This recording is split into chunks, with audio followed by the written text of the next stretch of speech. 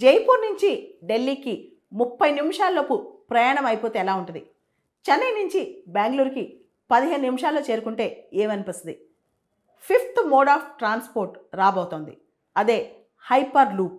రీసెంట్గా IIT Madras students ఒక hyper loop train సంబంధించి ఒక ట్రాక్ తయారు చేశారు. 422 మీటర్ల ట్రాక్ అనమాట. మినిస్ట్రీ ఆఫ్ రైల్వేస్ వాళ్ళు దాదాపు $1 మిలియన్ ఫండింగ్ ఇచ్చారు వీళ్ళకి ఆ ట్రాక్ తయారు చేయడానికి. అసలు ఏంటి హైపర్ లూప్? ఈ ఐడియా ఇప్పటిది కాదు, ఇలాన్ మస్క్ ఐడియా అనమాట. ఒక గొట్టం లాంటిది, ఒక వ్యాక్యూమ్ ట్యూబ్ లోపల చాలా ఫాస్ట్గా ఒక పాడ్ ఫాస్ట్గా వెళ్తూ ఉంటుంది అనమాట.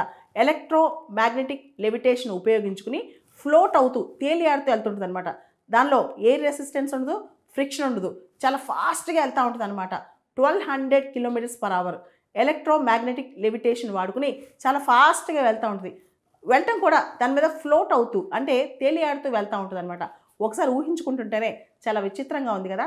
ఒకవేళ కనుక ఈ హైపర్ లూప్ నిజమైతే కనుక భవిష్యత్తులో ట్రావెలింగ్ ట్రాన్స్పోర్ట్ చాలా ఈజీ అయిపోయింది అనమాట. ఒక స్టేట్ నుంచి ఇంకో స్టేట్కి, ఒక ప్లేస్ నుంచి ఇంకో ప్లేస్కి 600 కిలోమీటర్లు 700 కిలోమీటర్లు మార్నింగ్ 10 నిమిషాలు వెళ్ళి బ్రేక్ఫాస్ట్ చేసి వచ్చేయచ్చు. అలాంటి ఐడియా ఈ హైపర్ లూప్ టెక్నాలజీ అనమాట. ఇప్పుడు మినిస్ట్రీ ఆఫ్ రైల్వేస్ వాళ్ళు ఐఐటి మెడ్రాస్ వాళ్ళకి ప్రత్యేకంగా ఒక ప్రాజెక్ట్ ఇచ్చి తయారు చేపిస్తున్నారు.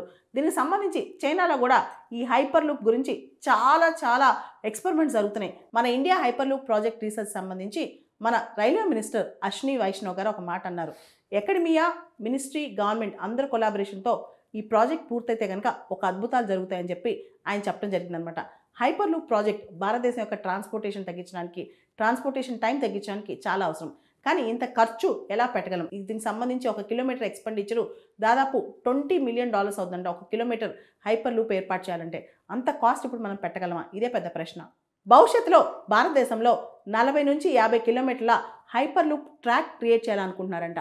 ఇండియా, స్విట్జర్లాండ్ కొలాబరేషన్తో ఈ ట్రాక్ భారతదేశంలో ఏర్పాటు కానుందంట భవిష్యత్తులో.